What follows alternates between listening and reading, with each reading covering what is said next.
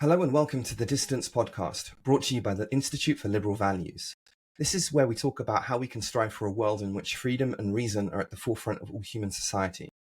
In this week's podcast, Elizabeth Spivak and Mike Burke discuss how seeking out psychological discomfort can lead to learning and growth across many situations in life, including the political divisions we currently find ourselves in.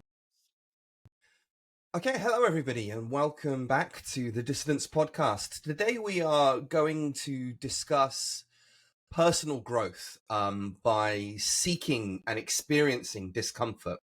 So, in other words, have you ever felt that when you're in a situation where you are forced out of your comfort zone, you're forced to do something that you're not entirely comfortable doing, you're not confident you have the skills to do? Have you ever noticed that kind of forces you to level up in that particular activity? That's the kind of area the article is pushing into that we're going to discuss, which is called Motivating Personal Growth by Seeking Discomfort, by Caitlin Woolley and Eilert Fishbach, from both the former is from the St. John's College of Business, Cornell, and the latter is from the Booth School of Business, Chicago. And I just want to say that I thought this was a really, really great article and resonated with me a lot. Which is independent of whether the methodology is good or the results are sound. But I picked it, interestingly. So I think it's from 2022, and I had seen it. So I'd seen it a while ago and, kind of skimmed through it. And I actually set it aside because I thought maybe I would use it in one of my classes, maybe actually, talk about it with them or actually use it as a manipulation in one of my classes, just to try to get them to, just sort of introduce maybe a difficult reading or something like that with this kind of preface, just to see if I could get them maybe to engage with the material a little bit more. Then when we talked to Ken Pope in the previous podcast, one of the things that he said, I remember he said somebody had asked him, what should I do, in preparation for, I'm considering joining the military, or maybe I actually am, going to be, I've already joined. It's just a matter of, when I start and stuff, what should I do? And one of the things that he said was, do something hard, do something you don't think you can do. And that kind of just reminded me about this article that was just sort of tucked away. And so that's why I picked it, because it reminded me of that. Do something hard, do something that you're not sure, you can do. And by the way, apropos of that, I spoke to my student that I had mentioned in that podcast who, did research on veteran transitions to civilian life. And I talked to him about the podcast and stuff. And one of the things that he told me, that I told him we were going to do this article, and he said, that reminds me, because he was in the Navy, and he said, I did some diving training and that kind of thing. And one of the things that they would always tell them is, you need to get comfortable being uncomfortable, because you are never going to feel comfortable being, underwater or doing some of these exercises that you have to do, which are meant to put you in a stressful situation. So get comfortable being uncomfortable. And so yeah, several people have mentioned something similar, and that kind of, encouraged me.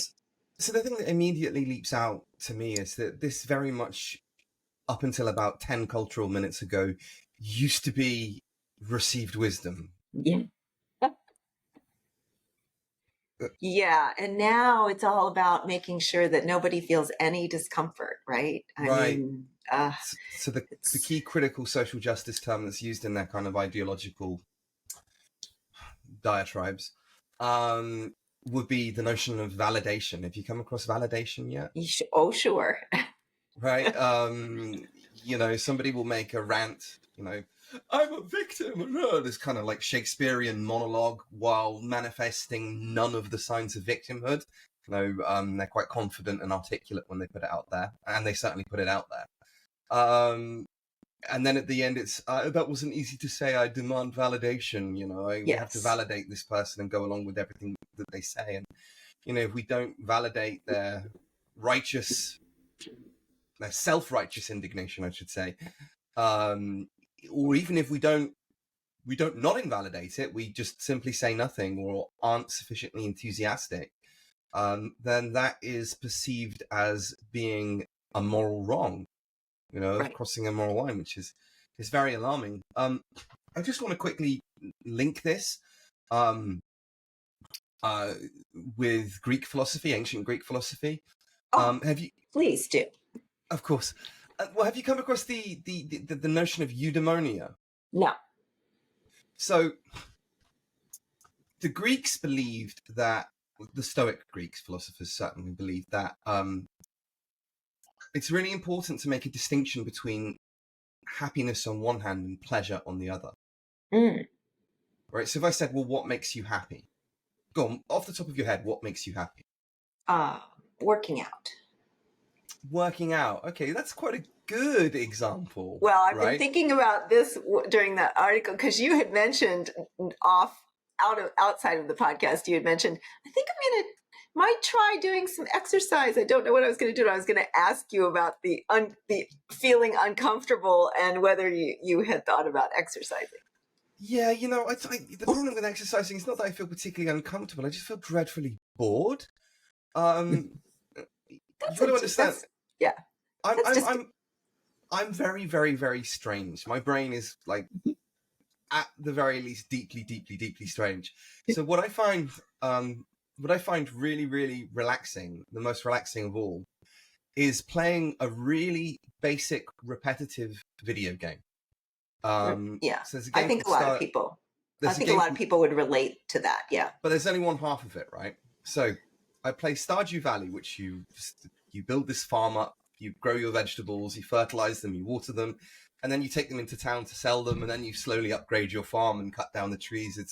It's repetitive and it's very, very relaxing. But while I'm doing it, I have to be constantly cramming my brain with information. So I'm constantly listening to podcasts or audiobooks to try and get more. So in order for me to relax, I need to be, even for me to sleep. I think you're the same with this, right? Oh, You have to be. And for me, it's not playing a repetitive game or anything, but it would be jogging. Similar. That repetitive motion, or even before I jogged, I would rock in a chair sometimes. Oh. Because it's that repetitive. And there is research, there is support for that. It's keeping a part of your brain busy that would normally be interrupting you.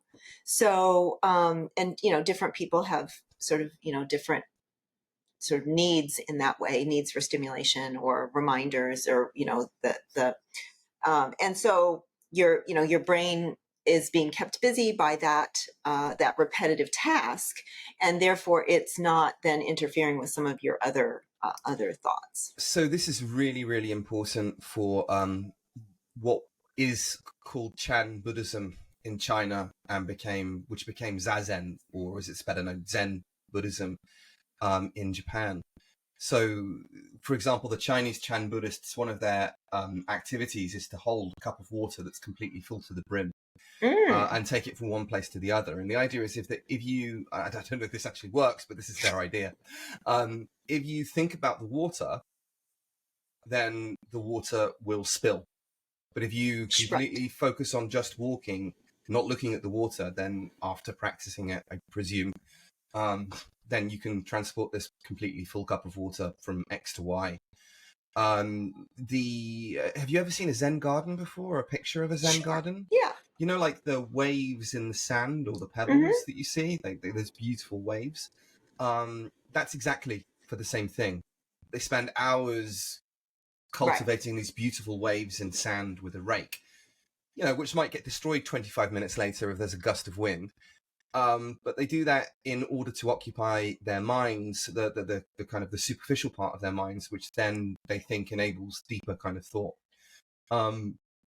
So yeah, I mean, there's that. Relating to happiness, to eudaimonia, because I think this is a really important concept. When I was, sometimes I'll teach this in a unit, so I'll ask my students, what makes you happy? And can you guess what their answers would be? Oh, probably something to do with getting a like or on social media or something like that. No, this is Japan. There are a lot Oh, more. No, it's really the way that they use social media now. The Japanese girls is really different to 5 years ago.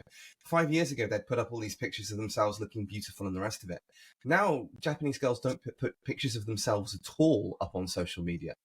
Or if they do, it will be them at an angle where you can't really see their face or something like that. So something's happened in Japan. There's been a kind of an evolutionary kickback against the kind of normative pressure of social media, which is really good. yeah. They found a way to engage with it without it creating this kind of anxiety on the way that they look, which is really, really good. I'm not sure that they've done that in the West yet, but anyway, I digress. They'll generally say stuff like shopping, Mm. eating yummy food, Hmm. going to Disneyland. And what do you think? Does that make you happy?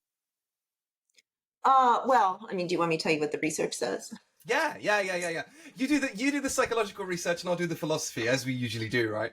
So yeah, the research would suggest that experiences do in fact contribute to happiness over, say, money or, something like that. So, but it's typically not an expensive experience. Like there's no relationship between happiness and how much it costs you. Like, for example, a big ski trip, where you have to maybe get on a plane and stay in a hotel and rent skis and all that kind of stuff. That's an experience, but it's not necessarily makes you any happier than, for example, just going out in your backyard and gardening. So it's an experience that typically it's an experience that makes you feel useful or productive, some kind of contribution, or doing something with your hands or your body, or again, making something, maybe even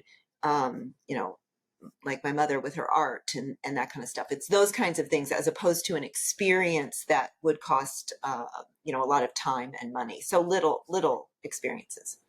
So Epicurus, like interestingly, had this observation thousands of years ago in ancient Greece, where he was looking at the agora, the market, and he was noticing that people were buying things and they were deriving pleasure, some pleasure from buying, I don't know, maybe a nice robe and putting it on.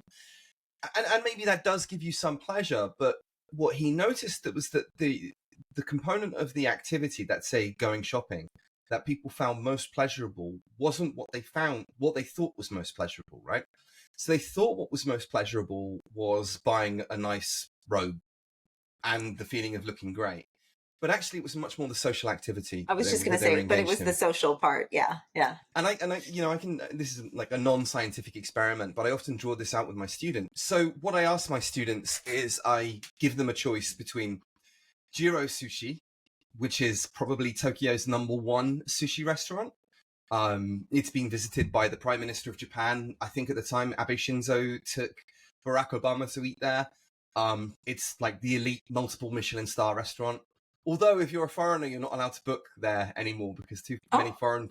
You're allowed to go, but the reservation has to be made by a Japanese person oh, because because too many foreigners were phoning up booking sure, reservations and cancelling at the last minute, and so he was sure. just like, right, I'm not accepting any reservations from foreign people. And actually I know a foreign person who was making reservations and cancelling them at the last minute, so oh well. Not very liberal. There we go. So I give them the choice between Jiro Sushi, again #1 sushi restaurant in Tokyo. You get there every Friday. You can go there for a year. All of your food is paid for, all of your drink is paid for. Or you get to go to Watami, which is like a Japanese chain restaurant. And it's not bad, but it's kind of cheap chain restaurant. And all of your food and all of your drink is paid for a year. But instead of you going alone, you go with you and 3 other friends, so 4 people. Which one would you choose? Because obviously going as just one person and drinking and whatever you want at probably the world's most expensive sushi restaurant, that's going to cost a lot more than 4 people going at a very competitive kind of cheap restaurant. So which one are you going to choose? And then you ask the class that. And guess which one they go for 95% of the time? Yeah, of course, the social one. Sure. Right. So what they're thinking Yeah. is that again, like when I eat oishi food, oishi is the Japanese word for delicious. When I eat delicious food, I get pleasure, and that's true, and pleasure feels nice. But that's not really what's making me happy. What is making me happy is spending time with my friends.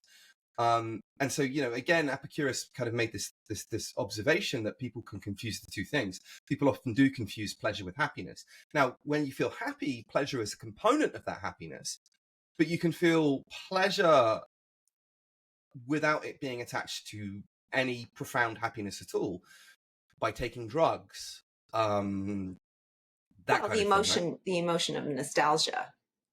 Right. Yeah. Is happiness combined with, sadness. Actually. So where, well, okay, so here's another really interesting point. So where the Greeks would come in with this idea of eudaimonia, which is this, it doesn't strictly translate as happiness, but you can kind of get what they're getting at. It's more like a kind of the flowering of the human being.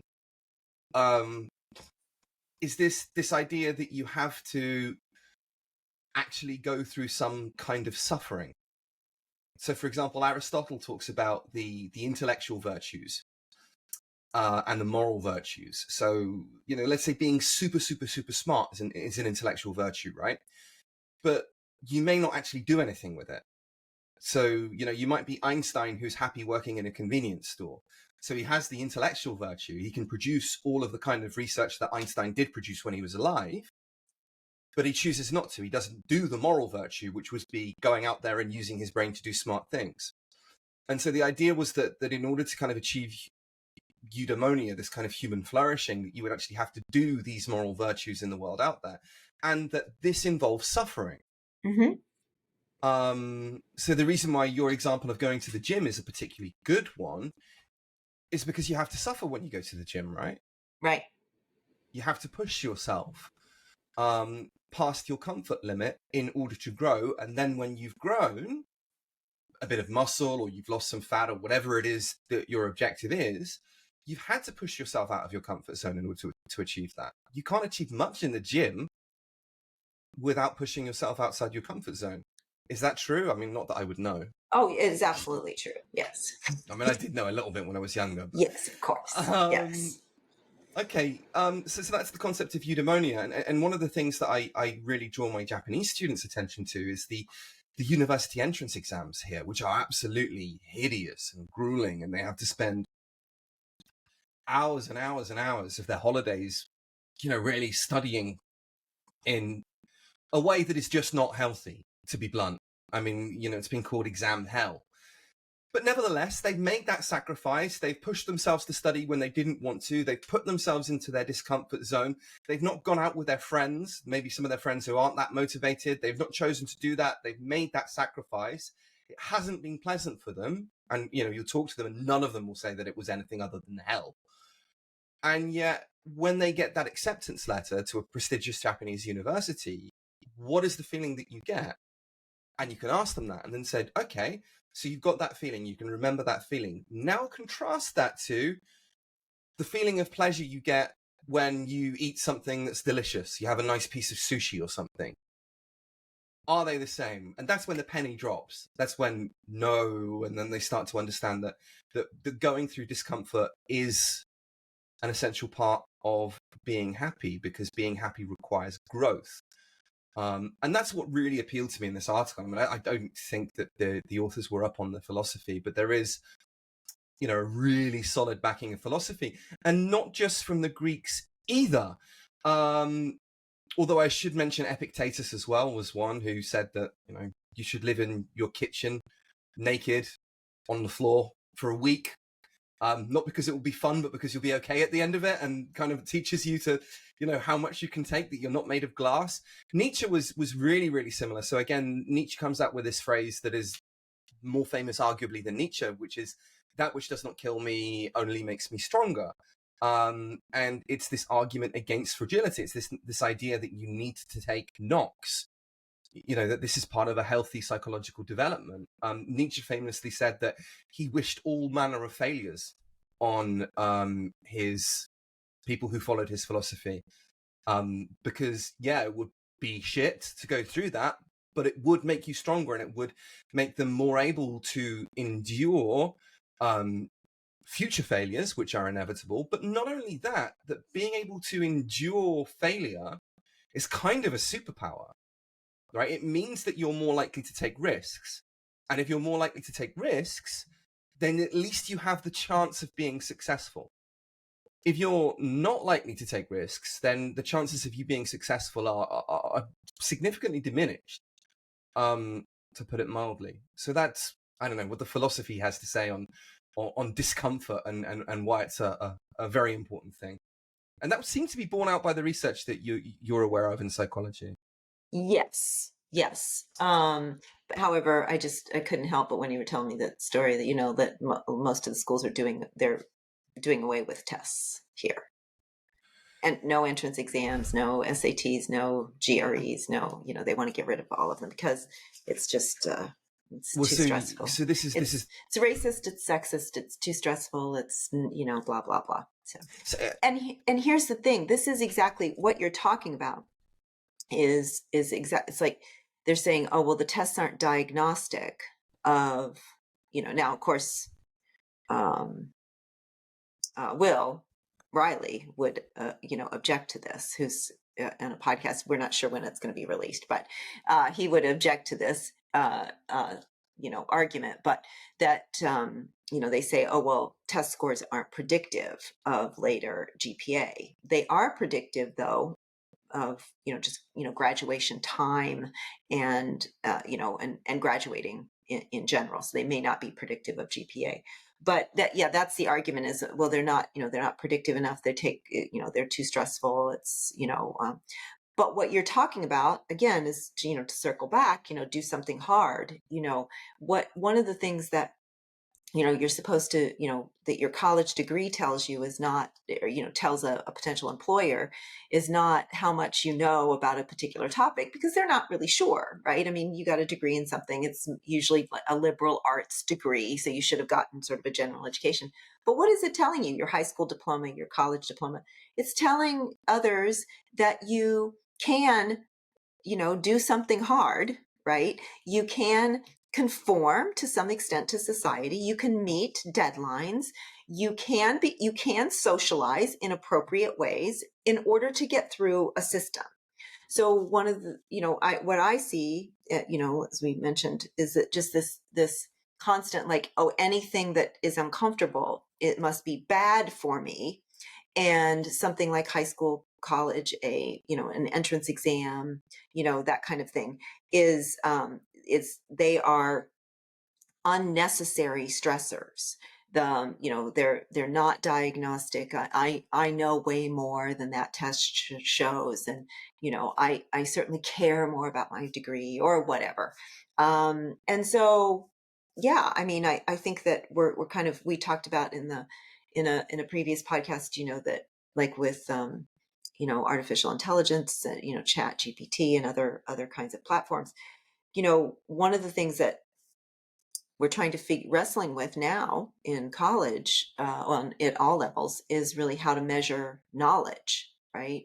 Because we've been using tests and papers and that kind of thing. And I'm not sure what we're going to do now to measure knowledge. And certainly people's incentives, to gain knowledge as evidenced in this paper. I think it's worth pointing out that the argument that you are presenting, not on behalf of yourself, but on behalf of the people who are very critical of taking away these tests, who are saying, look, it doesn't predict for such and such a score.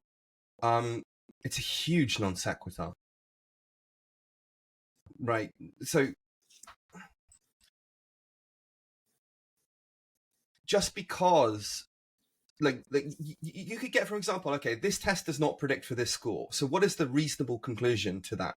The reasonable conclusion would be, therefore, this test is not of sufficient quality.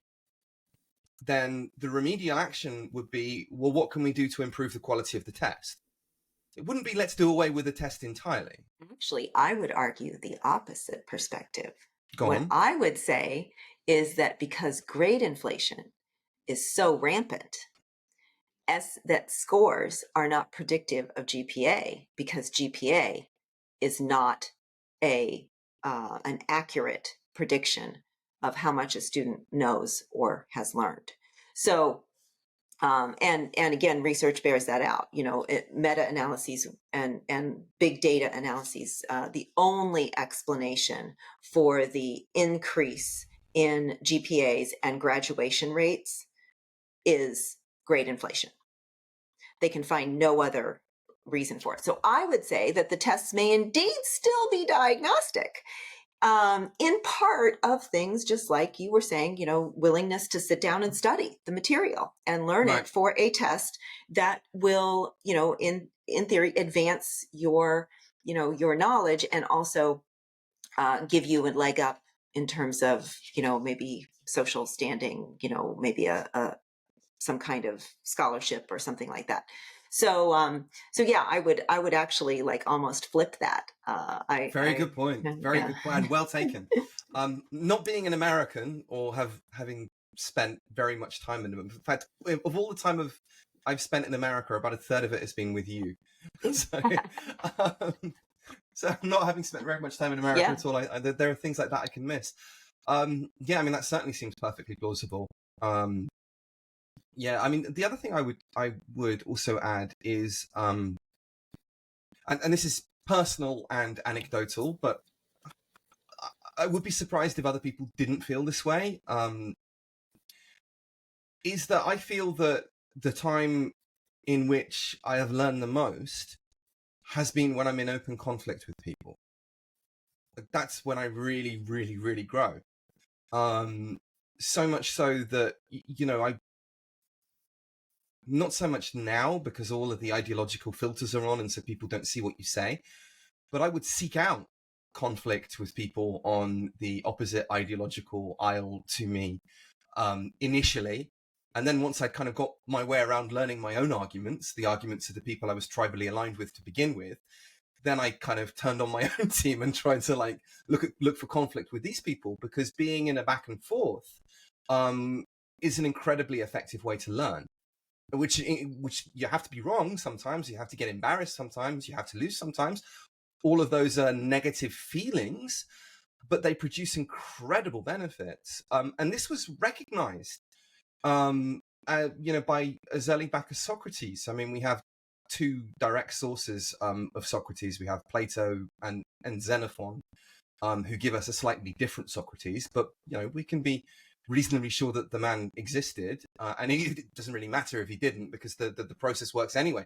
And this is the idea of the dialectic process, right? So somebody says, what is justice? And you give them a definition, and then they attack your definition. Then they give you back another definition, and you attack it. And the idea is that by chipping away at these falsehoods, by being essentially engaged in an act of intellectual combat, you arrive at the truth. And so the first thing that you have to do is to kind of disassociate your ego from the argument that you've put forward, which is hard for some people to do. So I mean, I'm going to give you a quote here from the famous Roman emperor and Stoic philosopher, Marcus Aurelius. You heard of Marcus Aurelius? Yeah. Oh, yes. Yeah. Have you watched Gladiator? No. Oh, you haven't? Okay, he's the Roman Empire. He's the Roman emperor at the beginning. So, okay, I love this quote. If someone can prove me wrong and show me my mistake in any thought or action, I shall gladly change. I seek the truth, which never harmed anyone. The harm is to persist in one's own self-deception and ignorance. And that will seem to be true, but it's hard for us to overcome that, right? Yeah. Oh, absolutely. Yeah. Yeah. And again, we've talked about some of the reasons. We're consistency seekers, right? Like we want to remain consistent or tell a consistent story. And so one of the things that they're doing in this article, I think, is giving people a way to tell a consistent story about themselves. So, they're actually telling people to seek discomfort. So they did, they did 5 different studies, and all of them have a version of the same language, which is your goal in the next exercise or reading or whatever, is to feel awkward and uncomfortable. Feeling uncomfortable is a sign the exercise is working.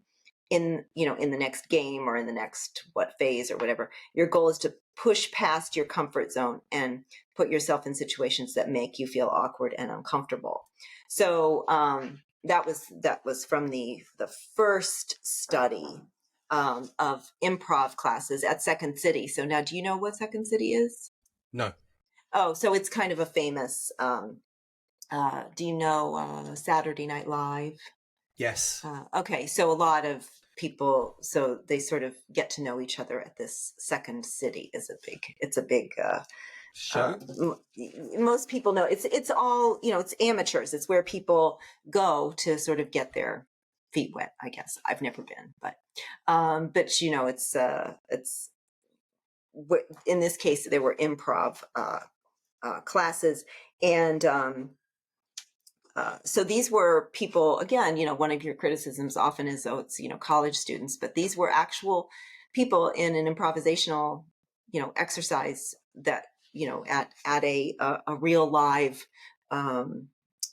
studio where people are, it's, where people are learning to become actors, learning to become comedians, that kind of thing. So they did, they actually told people to, again, feel discomfort, and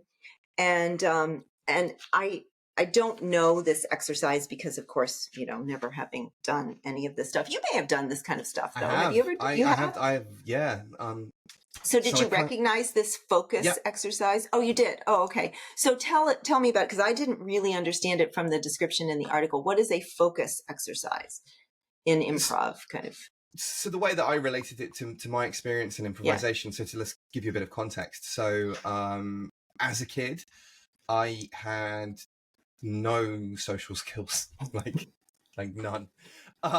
So, I'm frequently surprised when you describe me as having social skills, because I'm like, really? So the thing that my parents did, first of all, was to throw me into acting classes. Cool.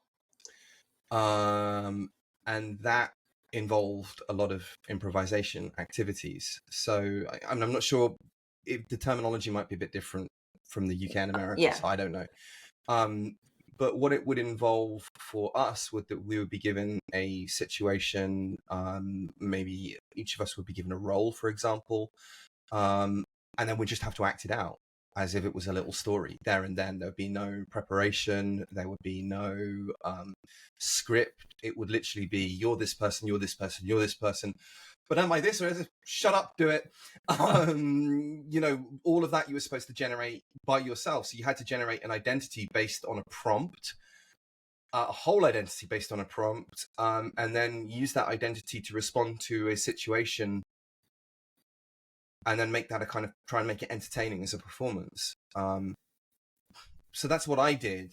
In this focus exercise, they said that only one person would hold their role for as long as they wanted to or could, and move about the room and that kind of stuff. So the one person with focus decides to pass their role to someone else. So this was the outcome measure that they used in the study, persistence. So the amount of time that participants sort of, held on to that focus. So they, how long they could stay in character, in other words. How long they could stay in character, yes. And then they coded for risk taking, like having, touched another participant, or they said pushing boundaries. So they videotaped the things, and then they measured them. So they also asked people some survey questions and stuff, but basically the results were that that those seeking discomfort instructions over just regular instructions which would be something like, the goal is to develop new skills, the next thing is, it does still say push yourself to develop new skills, but it doesn't say push yourself through the discomfort, right? And so the seeking discomfort condition, increased observed risk taking, and it increased the time that people spent staying in character. So that was study one, which was And a again, field study, pretty interesting. that's something that hugely resonated with me. As somebody growing up who didn't have very many, if any, friends, because I didn't have much in the way of social skills. Going into a situation where you have to do an improvisation was significantly less comfortable for me than it would have been for most people of around about the same age as me. And yet I was able to grow because of that, to the point where, to the point now when we go to a conference like we have done, and I look at some of the people who are stood in front of a whole room full of people, and I'm like, wow, how can you just go on and drone on and on in this monotone voice? And your contents might be great, but it's not getting across to anybody because you're not communicating it well. How can you do that? Like, what does it take? And yet, probably they may have come from a better starting place than I did. But because I was forced very early on in my life into a place of extreme discomfort to grow, as a child, do an improvisation being watched and criticized by adults, that just made me develop, I guess. So I have a huge, again, this is anecdotal, of course, it's important to point that out, but definitely resonates with me. Yeah. And I think that, maybe today's parents are, maybe focused very much on protecting people from feeling uncomfortable and apologizing for their kids, not being social or whatever. And I think, your parents are younger than mine, but, my parents were like, suck it up, Oh yeah, like, go out there and do it, and I mean, there's a fine line, isn't there? I mean, but I'm just saying, you can push people too far. But they certainly didn't put up with, cowering in the corner. No. They were like, this is not going to work, Well, I mean, here's another example. So I remember as a kid, I was being beaten up by other kids for the same reason. I didn't have any social skills, so easy one to pick on. They thought they'd beat it into you. Yeah, well, I mean, here's the thing that happened to me. I mean, I just got beat up loads and loads and loads of times, and so guess what happened to me? You figured out how to fight. Now, I'm not saying that you should attack kids and they should go through the horrible bullying that I went through, or that even it has more positive consequences than negative ones. Not arguing any of that at all.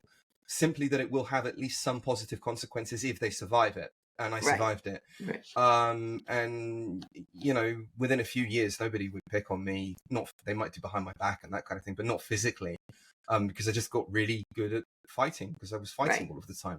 So it was another kind of idea of being put into my discomfort zone by being punched and kicked and all kinds of things, scratched, bitten, all kinds of stuff. And just learning that I wasn't as fragile, that I would go through that and it would be crap. Well, here's the thing, it would be crap. But at the end of it, you can see from my nose how many times it's been broken, right? I would go through it and I'd be okay if my nose got broke or I got a black eye or something like that. It's not going to kill me. Right. And that informs who I am as an adult as well. So for example, if I see an aggressive male staring me down, I'm not afraid. Or if I'm at a conference and somebody's trying to take me on, I'm not afraid of that either. It's like, I've been here, I've done that, I can take you on. I'm happy. I'm actually happy in the discomfort zone. There's something exhilarating about it. There's something, I don't know. This is what you find, I think, when you if you're somebody who's regularly put yourself in the discomfort zone, there is something exhilarating about that discomfort zone. Yeah, there's something called the negative state relief hypothesis. Okay. So, which is the idea that we it's sort of like having cheated death and survived. We are actually, so that's the drive. So it isn't the thrill. So say the roller coaster, it isn't the thrill of being on the roller coaster. It's the thrill of having survived the roller coaster. Does that make sense? So It negative, does. so it's a negative state to go to a haunted house. Okay. It's negative while you're in there, but having gotten through it, then you get the relief from your negative state. And so it's almost like it's like sort of like what you're talking about, sort of testing yourself Yes. that's the fun of it, And by the way, to speak to your social example from earlier, there it actually is a haunted house study. Okay. and one of the things that they found, not surprisingly, is that people actually enjoyed the fear more when they were with their friends. Guess what So one they of my did. hobbies was? Was it going to haunted houses? Oh, was it really? So that's definitely not one of my favorites, but certainly the negative state relief hypothesis. Well, I row on the ocean. I mean, basically, we're in a little bitty boat in the great big ocean, and there is something, very, I've rowed in 20-mile ocean races, Wow. and uh, it's called the Blackburn Challenge. Somebody should look that up. The guy actually, his hands froze to the oars. And yeah, but he survived. And so it's actually not called a race; it's called a challenge because just finishing it. But is sort of a win. Everybody gets a medal, kind of thing. But yeah, it's so I think that that sort of testing, the lifting weights, similar kind of idea. The negatives. It's not the pushing. It's the after you've racked it and gone, whew, I cheated death again. So yeah, the negative state relief hypothesis is kind of an interesting idea. Um, so anyway, I digress. So that's experiment one, persistence. Yes. And so experiment two, this is a very, I don't know if you've ever heard of James Pennybaker's research. You may have heard me actually talk about it.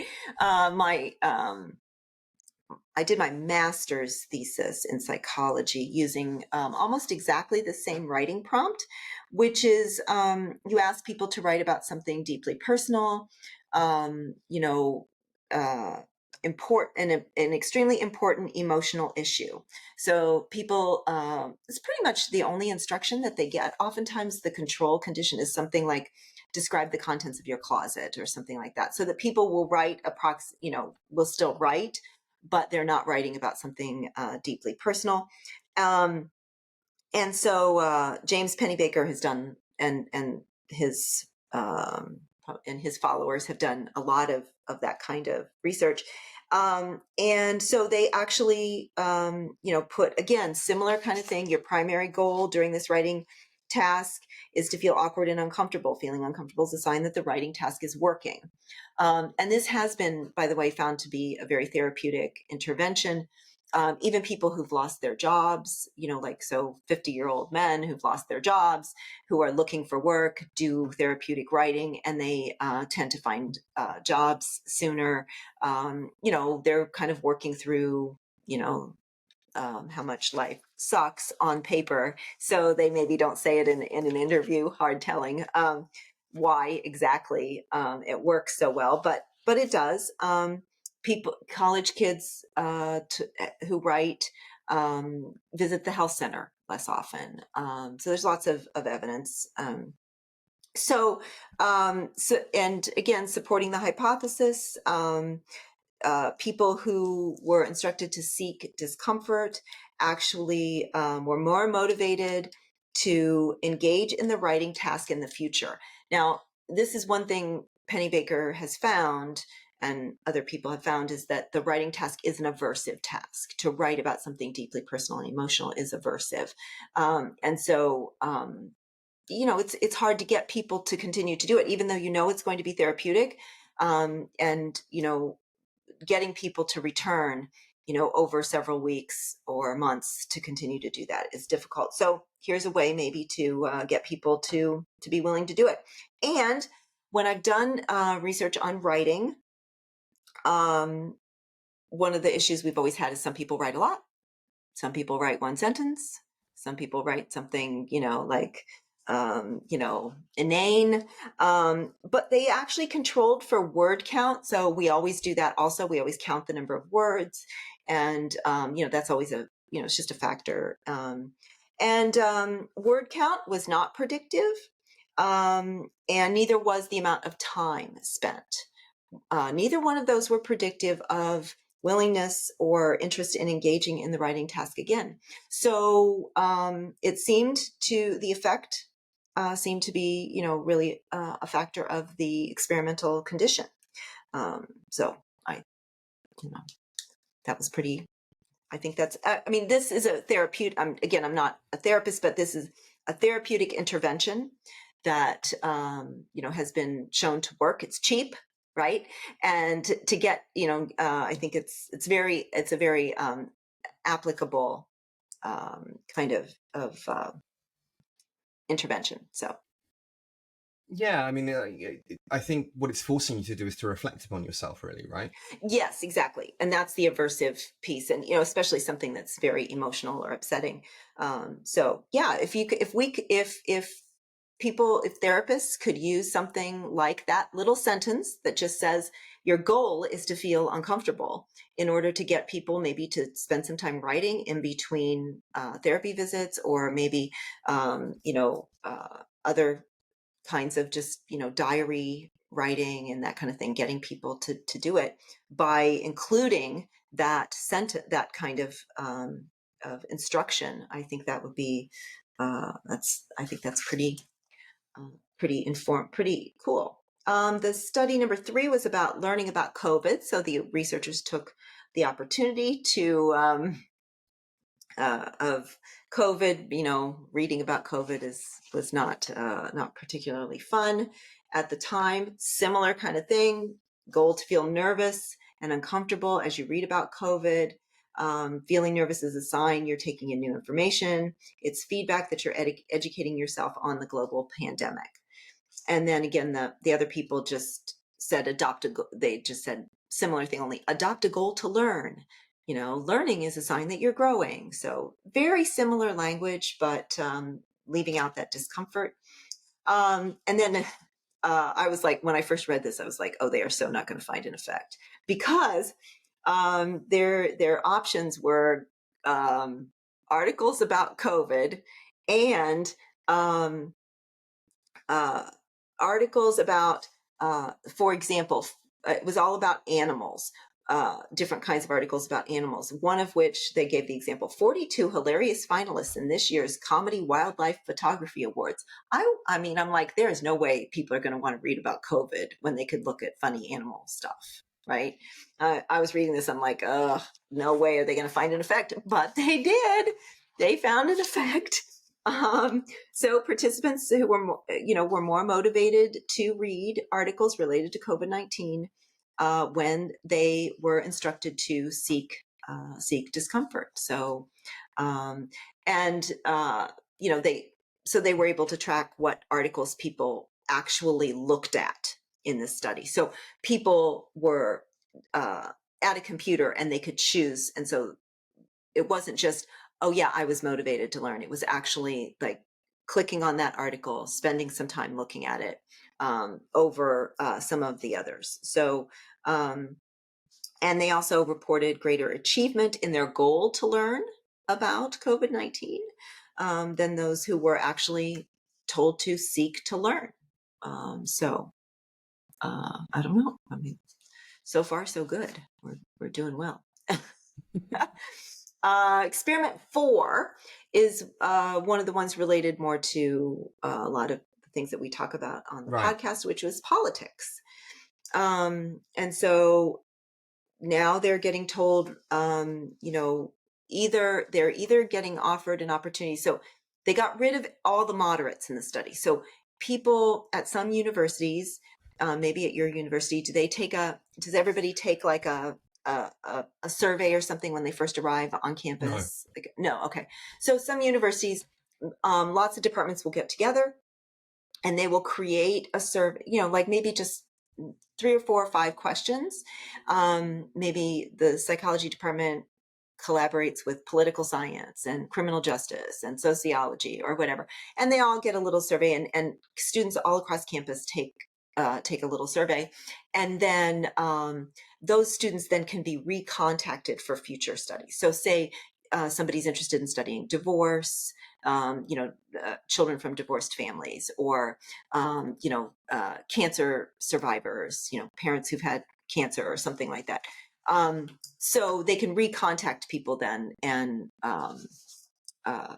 get a population sample that they want. So at the one of the universities where these researchers are from, there's that kind of a pre-survey. So they contacted only people who were strong Democrats or strong Republicans. So they didn't.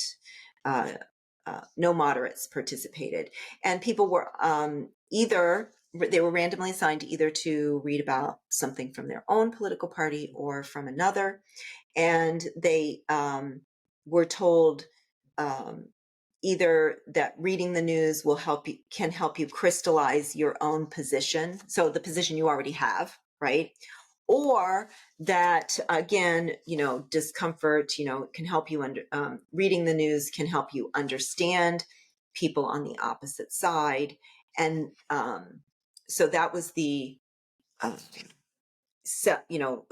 same political party or different political party. And then they also got the either discomfort or learning, just regular an attitude of learning. So this is a 2x2. So 2 parties by 2. It's a 2x2 study by 2 instructions. Guess what? They found an effect. Woohoo! So they found a main effect for instruction. So participants were more receptive to viewpoints from the opposing political party when they were in the seeking discomfort condition.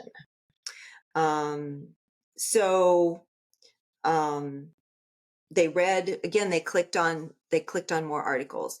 Now, what did you think about the articles that they chose? By the way, I don't think I looked at that. Hold on. Oh, it was Fox News and the New York Times. I just wondered what you thought. Yeah. They had Fox isn't necessarily the high standard of conservative media. right. Yeah, I thought it was. Now, I have to admit, Times. I did not go to the supplement. So I could have actually invested. They have a supplement to the article that has like the exact articles they looked at. Yeah, the exact articles they had. They have more information about their analyses, any alternative analyses or hypotheses that they investigated or anything. I admit I did not go to that because they supposedly in that supplement explain why they chose the articles that they did. They mentioned very briefly here, we anticipated that Republicans would generally support Trump and oppose Biden, and that the opposite would be true of Democrats. And then beyond specific headlines, we emphasized the article's news source, Fox News or the New York Times, assuming that Republicans and Democrats would have their, a news source preferences. I will say that having done with Pam, the librarian who was on the podcast, we have done some research on news sources and the categorization of news sources, and I would say that even though I was kind of like, ooh, Fox News and New York Times, like I'm not sure how I feel about that. I will say that when you look at the news source categorization, that and there certainly not, I'm not the only one that's done research on this. It is true that people put it kind of in this a similar kind of area on the chart. They I can't necessarily really argue against it, even though it kind of made me cringe just a smidgen. So I don't even know how I feel about like Fox News, which is a television source, right, versus the New York Times, which is a newspaper. Although certainly certainly there's evidence that they're more of a media giant, also, right? Well, Not Fox just News also has articles, right? exactly. And of course, in this case, that's what it was articles, right? Because they were clicking on the articles. But anyway, I don't know. I just wondered if you had the same kind of reaction that I did. I mean, yeah. Although to be fair to them, who would you point to Exactly. as Yeah. I mean, they wanted to make sure that it was, partisan enough, right? And again, they only right? had the partisans in the study. So, I mean, I mean, we're being really nitpicking. I mean, so far that we do like this article, and that's kind of I the think nitpicky thing. I think that most conservatives will probably use Fox News as their primary platform, and most left-leaning people. The thing is left-leaning people tend to be more intellectual. Tend to be, again, anecdotally. There's probably data for this, It's though. not just anecdotally. Right, no, and I can think of the data There's right now, actually. yeah yeah Yeah, no, there is hard data for this that shows that if you are left leaning, you're far more likely to have a higher college degree, for example. And so they, being more cerebral, would tend to gravitate towards something like the New York Times, which is more cerebral than Fox, more I in think. depth studies, perhaps, and that kind of thing. Anyway, So yeah, I mean, yeah. what would they, how would you improve it? Yeah, I what mean, would well, maybe the Wall Street Journal, for example. okay, maybe.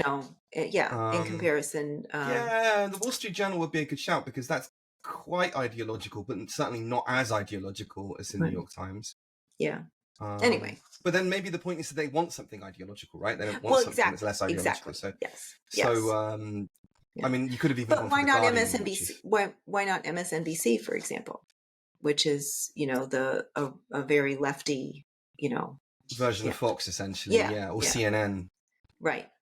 Well, although CNN, I think, tries maybe to be, I don't know. They say they Does try it? harder. They say they try harder to be They've nonpartisan. recently said that they're trying harder, right? Yes, they They've have. recently Yeah. got rid of a whole bunch of people, and yeah, Yeah. okay. Okay. Experiment 5 was about receptiveness to information about gun violence. And in this case, it was actually stories. To say it was information about gun violence, it was actually like stories about people who had been, like lost a loved one um, to gun violence. So I don't know if that's information so much, but regardless. It's a very specific form of information, isn't Yes, it? yeah, It's yeah. emotional persuasion, really, which made me feel a Right. bit icky about it. Yeah, me too. Me too. Because you can manipulate somebody with a sob story to support something that might not be a good thing to support. Well, and it made May or me may not think be. it made me think about a confound with the seeking discomfort, right? So is this truly information, or is this seeking like a discomforting story?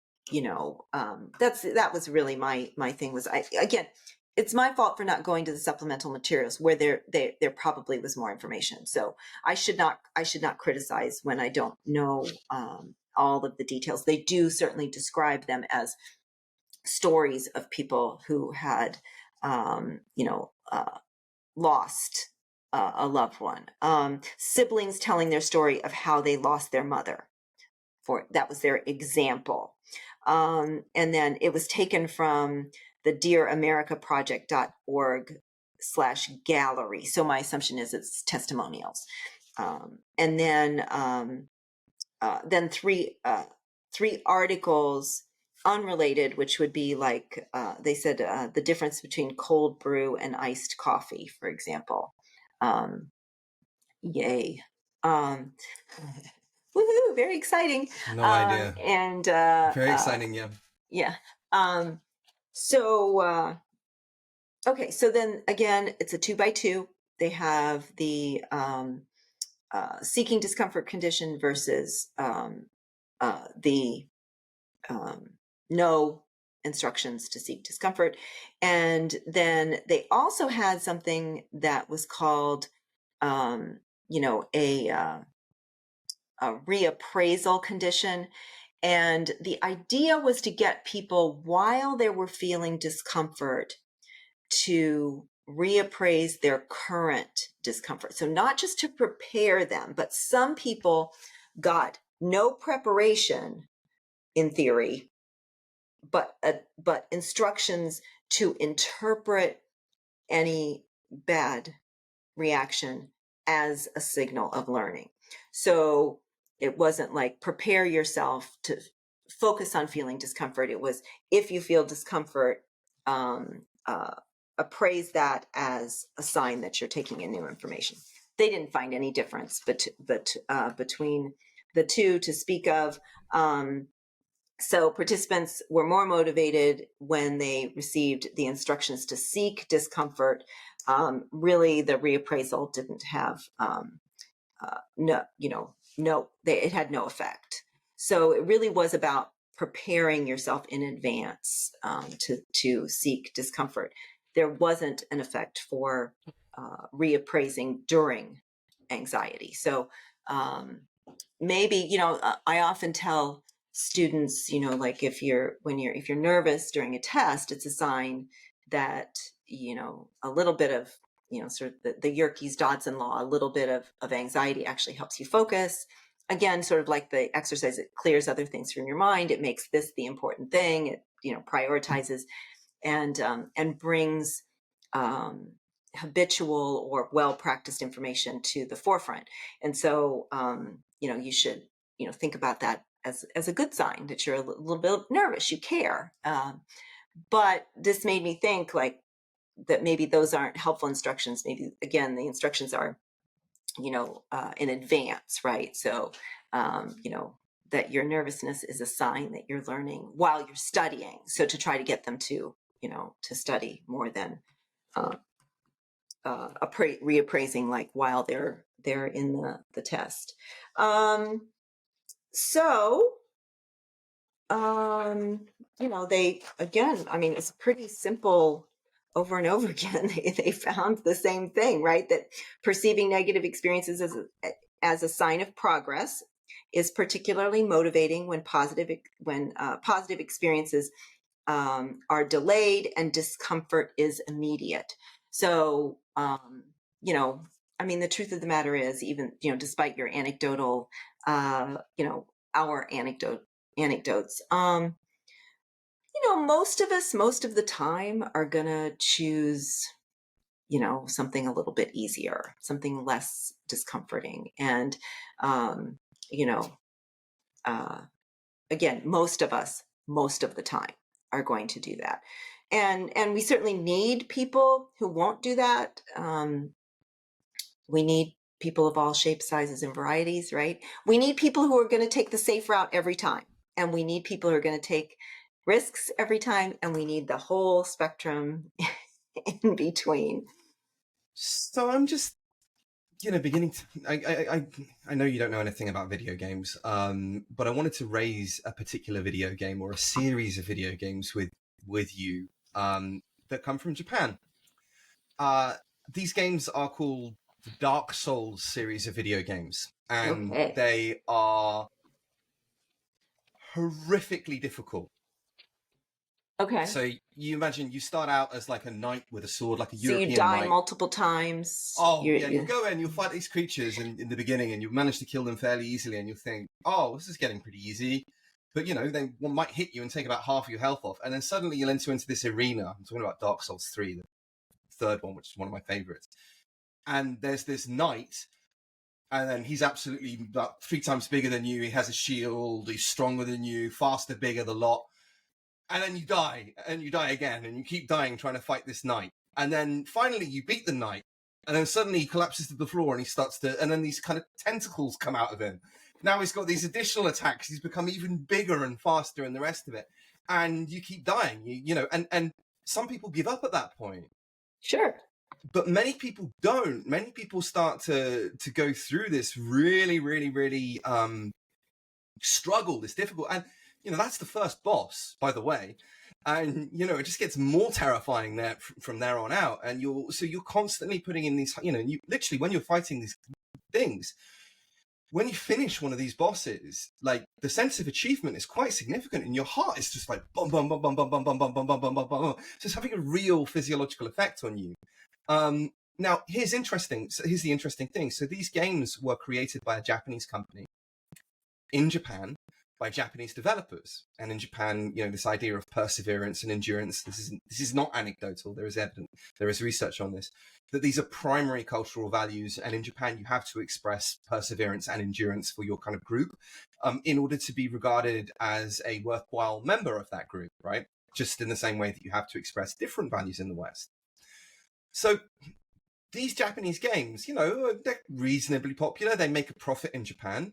But they're nowhere near as popular in Japan as they are in Britain and America, where, in Japan, people like them, some people, but it's certainly not a household name.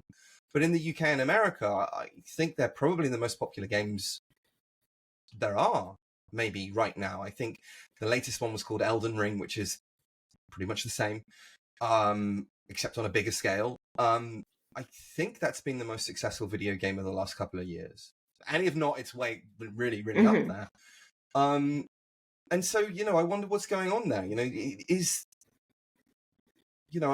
kind of quibbled with me on this, but I'm not sure. Is there a psychological need that this company is hitting? And could you maybe advance the hypothesis that it's not as successful in Japan because the psychological need is already being fulfilled in Japanese society, whereas in American society, where people are being validated and pandered to, and they don't have to go through that kind of difficult thing, they gravitate to a product that gives them something that's missing in the culture, and in a safe, contained environment, right? They get to play at being brave as opposed to actually being brave. It does feel pretty real, though, and that's kind of like, but it is very, right? But it is very safe, so I'm kind of interested. I don't have an answer for the cult. I mean, certainly there's, I don't have an answer for the cultural differences in an interest in a video game specifically. But one of the things that caught my attention was you were saying that at the beginning of the game, so you're learning the game and it's fairly easy. I don't want to say easy. For about 15 minutes. Yeah. Okay. I mean, not long. Yeah. Oh, okay. So not long. Okay. And then you do, you do things, I think that, there is a sort of a persistence there, I think we've mentioned this before, sort of an effort justification dissonance, right? Where, you've already invested a certain amount, whether you paid the paid for the video game or whatever, you've already invested a certain amount of time and you almost made it, right? You actually killed the knight, except that then he came back to life, and that's, sort of like, well, that's almost breaking the rules. I killed something and yet it came back to life, and it came back bigger, multi-headed monster or whatever. So there's like, well, I'll get it next time. I'll get it next time. I'll get it next time. So there's, I'm in for a penny, in for a pound kind of thing. It's hard to stop. I mean, that's the point of a lot of this stuff, right? That it becomes addictive. But I don't know. I don't have an answer for why it would be more addictive in one culture than another. But I like your idea of, sort of getting this, getting that, getting what's needed either in your daily life. If you're not getting it in your daily life, are you more attracted to getting it, in another way?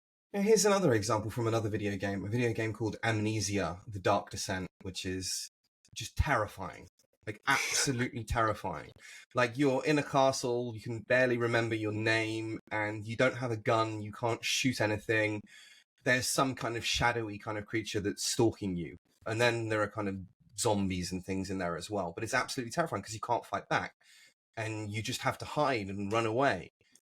And yet the game is regarded as a masterpiece. So people obviously enjoy that ostensibly negative feeling of fear and stress and anxiety. And well, again, point the well negative, taken that it's yeah, safe.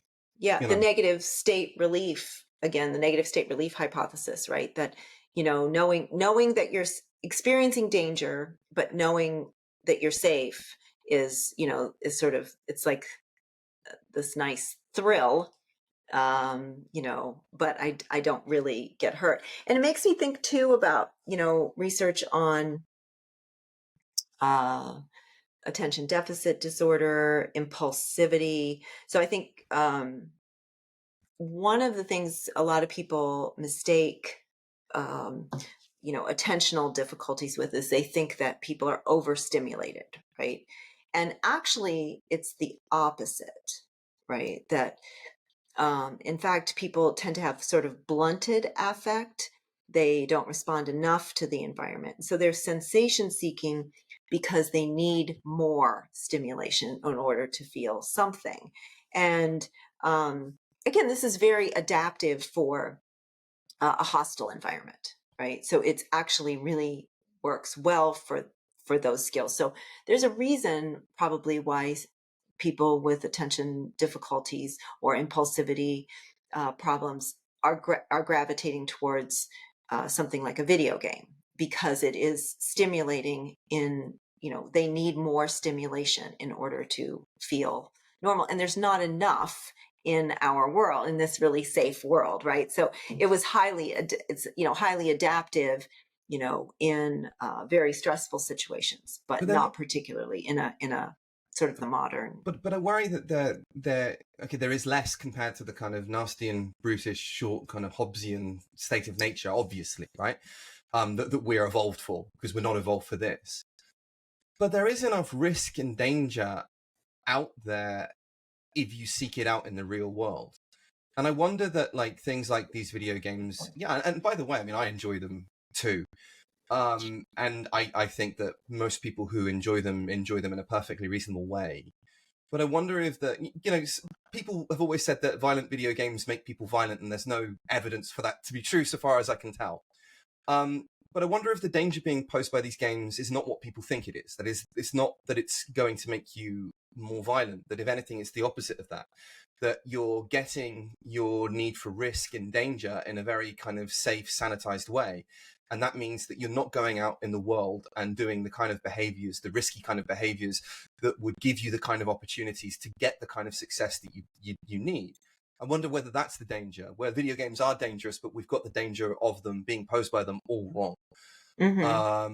That's just a thought. And another thing that, I want to draw this to, so this kind of risk-taking behavior, this sense of discomfort. I mean, within European democracies, not so much America because of all the immigration you've got, we've got demographic time bombs. Japan as well. China's probably the worst in the world. And I wonder, this is another example of behavior that people don't feel, they don't ever get to experience the discomfort in asking a girl out, for example. Because that's not easy. With practice, like everything else, once you experience the discomfort, you get better at it, right? But certainly, when I was in my early 20s, there were internet dating websites, but nobody used them because if you were desperate to use the website. That was for desperate people, yeah. Right, and if you use that, you'd have to keep it secret, and people would be like, "Oh my God!" Whereas now it's completely acceptable. And I'm not saying that in and of itself is a bad thing. But you were expected to talk to people that you didn't know and to deal with rejection as well and all of those kinds of things. And once you became comfortable with that discomfort, you became comfortable with rejection, you're able to put yourself out there more and be more successful as a consequence, right? It was like dealing with that rejection now became something better. But now, of course, with the widespread use of pornography as another thing, I would argue that I don't know, but people are not, young men may not be putting themselves out there as a consequence. Well, that's what the evidence says, right? They're not young people are not dating. They're, I mean, okay, it's good that they're probably not, there's not as much underage drinking or even of age drinking. Okay, that's probably good. There's not as much, sort of uh, gratuitous sex. Maybe that's good, right? But you're right. They're not interacting. They're not meeting. And I think we actually mentioned that in another podcast. We talked about that. I think that the relationship between them not drinking alcohol is actually quite fundamental, because what does alcohol do to your brain, right? It strips away anxiety and lets you take risks. It does other bad things as well, but Yeah. there's a reason why people find it easier to talk to the opposite sex when they've had a couple of drinks inside them, and Yeah. and maybe that's necessary. I mean, it is evolved with some human cultures, certainly American and the British ones. And also, I mean, like, have you heard of? But it's rather twisted, the way in which digital media is meeting these psychological needs. Like, Yes. pornography would be bad enough in this regard, but have you heard about OnlyFans? Do you know what that Oh is? yeah. Yeah. Right, this is like a whole simulated girlfriend experience. Yeah. Like, And I mean, there's some movies out about people falling in love with their AI. You know, there was some movie about Siri. I can't A Siri like character where the guy falls in love with the. But there's some evidence that people personify these, and it always gives them the right response. It always tells them that they're a great person, and my Apple Watch is like good job. your constant validation, right? Yeah, you made your goal. Good job. And so think about a very, very sophisticated, essentially a friend, right? And so if you have a friend that is giving you, sort of meeting some of your emotional needs by, propping you up and saying that you're a good person and everything, maybe you don't need it from, from somebody else. You might want it, but maybe you don't need it, and you don't take those risks, right? Because you've got some of your basic needs are met. Isn't this dangerously pushing the narcissism trait, though? Yeah, it's pretty. I mean, it would seem to be. I know you're going to hesitate on that, but Yeah, I mean, yeah, I wouldn't. Yeah, I guess I wouldn't go there. I wouldn't go there with you. but But all of the validation, Yeah. I will. Well, I mean, look, I don't care who you are. You need validation. I mean, and I don't. I mean, I think if you're, I mean, that's one of the dangers of being uh, lonely, right? Is that you start, you don't have anyone to say, no, you're not crazy. Well, look at being canceled, right? I mean, I can't tell you how many times that, I mean, I needed, you that, counterweight, now ILV, just, for validation, right? Just tell me I'm not like, I'm not crazy, right? Like, I'm not as bad. I'm not bad. Like, I'm not racist, am I? I'm not, sometimes they're trying to get into your head. Right. And so I don't think that's narcissism. I think that's a they're basic weird. human need. They're weird, culty. We're all racist deep down. You have to, Yeah, exactly. And then if you do say yes and apologize, then it's like, Yeah. I'm like, no, fuck off. But you do start to, it's like if the whole world is set, if your whole little world, and I say little, it felt big, my whole university or whatever. It's like, but wait, they all think that. So I must be wrong. I mean, that's the basis for, for us getting along in society, right? That we conform and to a certain extent, and that's how we stay alive. And so I don't think that. So I mean, but I mean, okay. So they're going back to Aristotle's Nicomachean Ethics that we raised once with Spencer. Conformity exists on a scale. I mean, Aristotle said that you would identify the virtue between a vice of excess and a vice of deficiency. So, for example, if you're on a train and some guy is screaming at you, you awful human being, what is the appropriate response? You can imagine the vice of excess would be, I pull out a knife and stab him in the heart. That's clearly going too far. And the vice of deficiency would be if I sit in the corner and just sob. And so conformity exists on that on a similar spectrum, I would argue, right? So if you're in a society like Japan or the United Kingdom or France or America, societies that broadly speaking are successful, they are successful because the cultural values, again, broadly speaking, lead to positive outcomes. And so therefore, if you conform with them, you're going to be more right than you are wrong. But you're not going to be right all of the time. And even if you're listening to this and you're somebody who's super woke and you're saying, no, if I conform to wokeism, everything's going to be great. No, it's not. Listen, like think from your own experience. Within living memory, being gay in the UK was illegal. Now, and if you were to say to a person of that time, somebody that was conforming, oh, gay people are awful, they would have agreed. They would have, yeah, of course gay people are awful. You know, otherwise it wouldn't have been illegal and they wouldn't have gone to prison. Now, of course, some people at that time did not conform. And the people who did not conform, we now know pretty much, I think those of us who are reasonable know that they were right. Like, of course, there's nothing wrong with being gay on a kind of moral level. Like, it's absurd. It's ridiculous. But we know that society at that time, and in decent society compared to other societies in the world, regarded that as being so bad it should be illegal. So we know that conformity can't be right. You have to think for yourself. And I think when you're being cancelled, of course you do think, well, you know, is it me? At that point, I think, you know, thinking for yourself and not conforming is the virtuous action, because, you know, especially when they can't even get their ducks in order, right? They can't present a coherent argument. They can't present a single example of you doing anything that was in any way racist. So yeah, but they, you know, they make up stories and come to agreement on those stories, on and lies, it does make you feel a little crazy. So anyway, we liked this article a lot. We want people to adopt an attitude of seeking discomfort to help all of us get along a little better, learn a little bit more about others' perspectives, and maybe be a little more tolerant.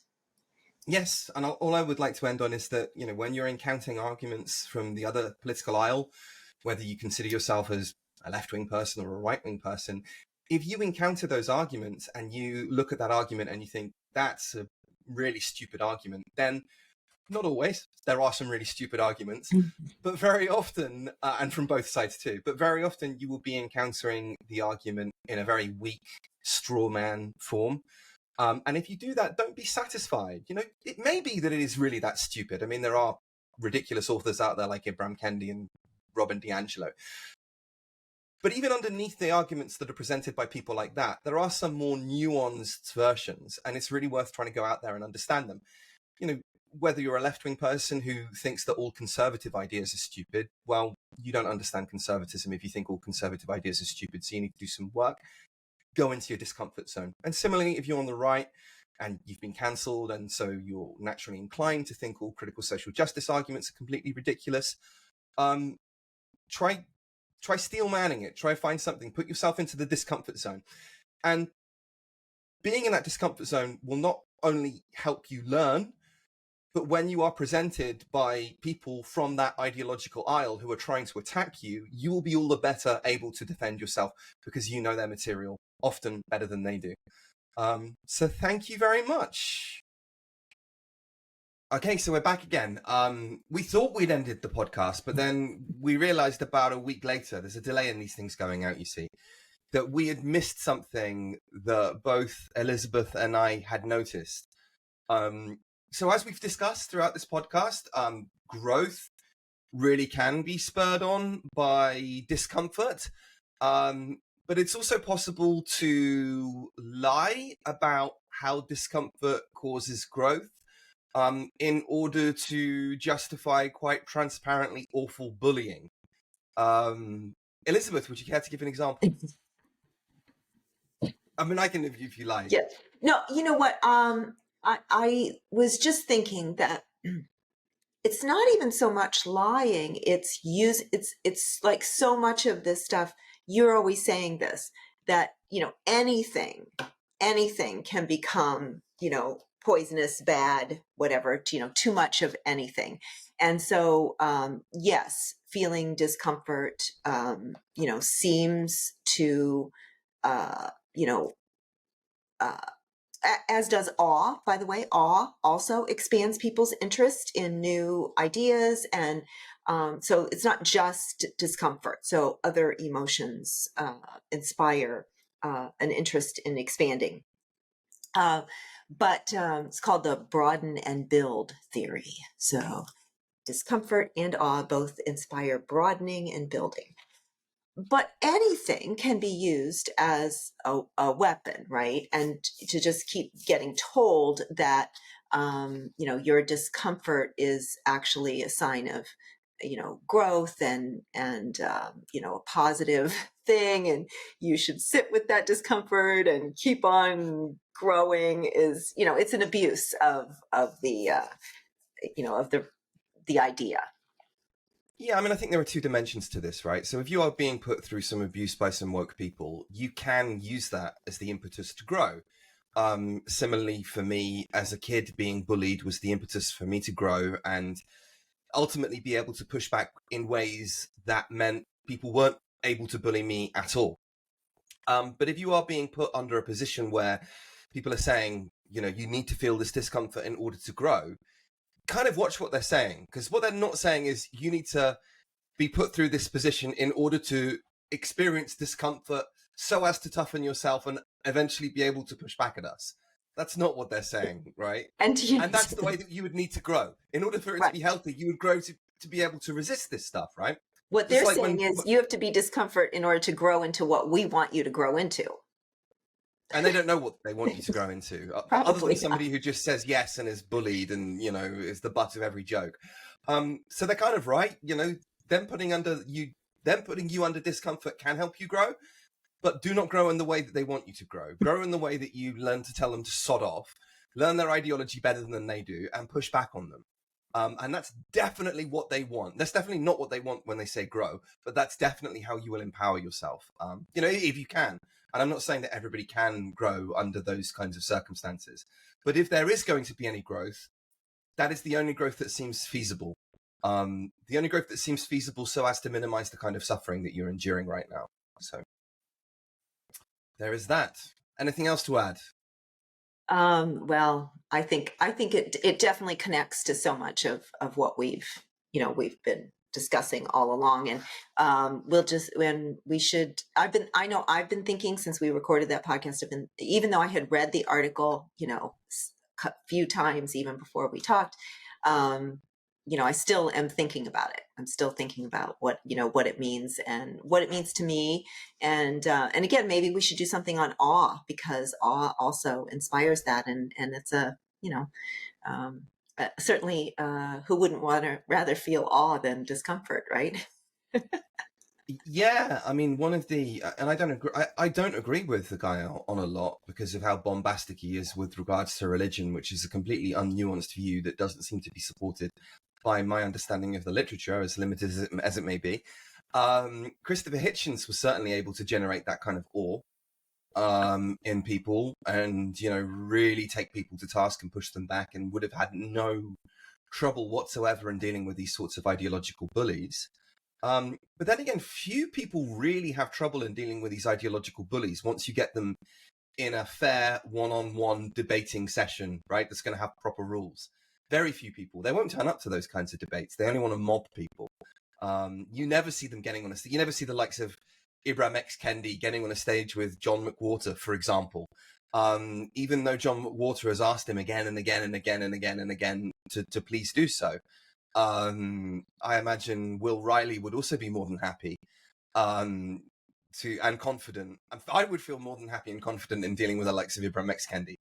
But there's no chance that they're going to debate any of us, regardless of how low or high profile we are, because they want to rig the game. So yeah, awe.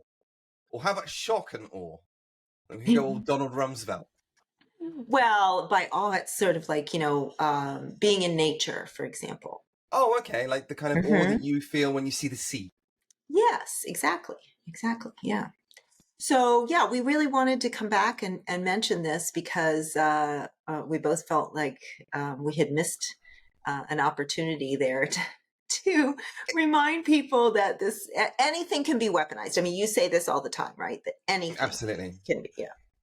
And this is really weird because this is an observation that we had when somebody who will remain unmentioned received an email saying that if you're in a position where you're in lots of uncomfortable situations, then that's the sign of a healthy context.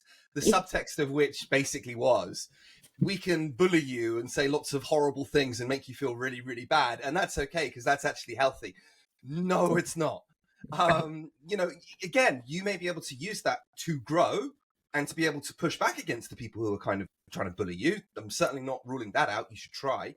But that's not what they're intending. They're not trying to make this a healthy context at all. They're trying to use it as an excuse to bully, and don't fall for it. Not that Absolutely. I think you would. Not that I think that any of this audience is stupid enough to fall for something as prosaic as that. But it's easy to get sucked in, you know, it really is. Is it? Is it though? Anyway, thank you very much, and hopefully you enjoyed this brief addendum to the usual podcast. We will be back.